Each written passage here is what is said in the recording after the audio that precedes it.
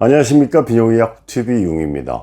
지난 5년 동안 비뇨의학TV의 내용을 영상을 만들면서 대부분이 이제 진료실에서의 진료 내용, 그리고 일반적으로 이론적인 설명보다는 진료실에서 특별히 환자의 특성에 따라서, 여러분의 특성에 따라서 이루어지고 있는 비뇨의학적인 진료 내용을 설명을 드렸습니다.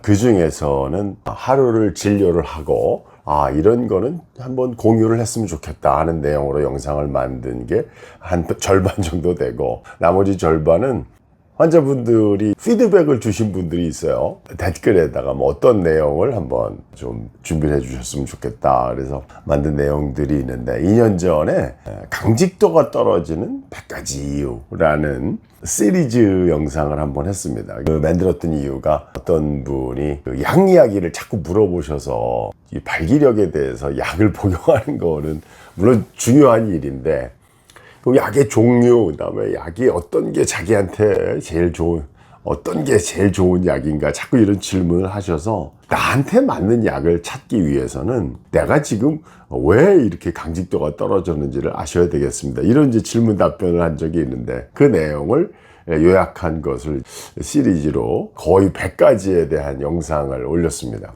환자나 의사도 마찬가지고 본인의 증상이나 어떤 문제점을 자기의 경험이나 자기의 관점에서만 주로 바라보죠. 물론 이제 중년 이후에 중증에 다른 배경질환이 있는 분들은 그 연관성에 대해서, 또 자신이 복용하고 있는 약물, 이런 것들을 미처 생각하지 못하셨기 때문에 같이 진료실에서 정보를 교환하고 그런 공유를 통해서 치료 방침을 결정할 수 있기 때문에, 진료실을 방문하기 전에 본인이 드시는 약물, 의학적인 정보, 본인의 개인 병력 등을 잘 정리해 오시면 진료를 하는데 굉장히 지름길을 찾을 수 있다, 이런 말씀을 누차 반복해서 말씀을 드렸습니다. 벌써 이제 청년층에서도 복용하고 있는 약물이나, 요즘에 특히 뭐 이슈가 되고 있는 뭐 탈모약이나 신경정신과 약물, 이런 것들이 별로 이렇게 의식하지 못하는 사이에 우리 사회에서 강직도에 영향을 줄 수 있는데도 불구하고, 그게 무슨 관계가 있나요? 그래서 오시게 되면 뭐 진료실에서 하루에도 똑같은 이야기를 뭐 10번씩 하게 되는 그런 날도 있습니다. 저도 약간은 반복되는 내용이라 하더라도 강직도의 변화를 일으키는 이유에 대해서, 어떤 분들은 40 정도 되신 분이 나이 탓인가요? 그리고 잘 질문해 보면 매일 혼자서 야동 보고 자유하는 그런 그 애기 아빠들을 발견했다고 얼마 전에도 올렸지 않습니까? 저도 이제 경험이 쌓이면서 처음에 성기능에 대해서, 뭐 강직도에 대해서 이제 상담을 하러 오시면, 본인의 그 성적인 행동이나 본인이 성인이 된 이후에, 본인이 청소년기의 성생활, 그리고 성인이 된 이후에 성적인 발달, 이런 것들을 탐색을 해보면 그래도 한 5분, 10분이면 대충 이분이 성생활 때문에 성적인 성숙이나 성경험이나 성적인 성숙 정도의 문제가 있는지, 이런 것들을 발견할 수가 있고, 그 이외에 배경질환이나 본인이 생각하는 나이 탓, 뭐 이런 것들이 본인의 성기능과 얼마나 연관성이 있는지, 이런 거 생각해 보면 참 빠른 시간 내에 치료 방침을 결정하고 그때 약 이야기를 할 수가 있겠죠.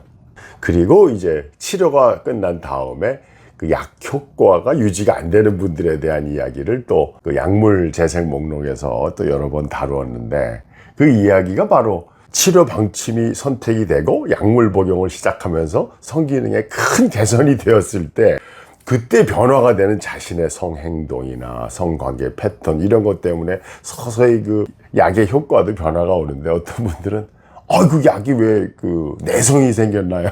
효과가 점점 없어지네요. 이렇게 문제 제기를 하시는 분들이 있습니다. 성기능에 대한 치료는 내가 어떤 약을 먹으면 반응하는 남자다, 어떤 약을 복용하면 가장 반응이 좋고 만족스럽다, 그렇게 느꼈을 때가 가장 위험한 겁니다. 왜냐하면 그때서부터 나의 성생활이나 나의 나이에 맞는, 나의 상대자와 나에게 가장 어울리는 성생활의 패턴, 이런 것들을 적절하게 끌고 가는 어떤 이제 장기적인 성생활 패턴의 안정화가 이루어질 때 이 약 효과가 꾸준히 이루어지는데, 여러 가지 치료 과정 중에 효과가 떨어지는 원인이 배경질환이나 시간이 지나면서 기질적인 문제로 영향을 받는 분도 있지만 사실은 대부분은 자기 자신의 성생활의 패턴을 절제하거나 적절한 선택과 집중을 잘 못한 결과로 성적인 에너지의 밸런스가, 에너지의 균형이 무너진 경우도 꽤 있습니다. 민요약 채널 영상을 만들고 그 피드백을 받고 진료실에서 많은 분들과 이렇게 대화를 하면서 참 감사하고 또 보람 있는 일 중에 하나가, 이걸 통해서 제가 실제 진료실에서만 진료했을 때 받을 수 있는 피드백이나 비뇨기과 의사로서, 상담 의사로서 얻을 수 있는 정보 이외에 정말 더 큰 정보를 여러분께서 저에게 알려주시고 그런 경험을 바탕으로 여러분과 상담을 할 수 있어서 정말 큰 보람과 행복감을 느낍니다.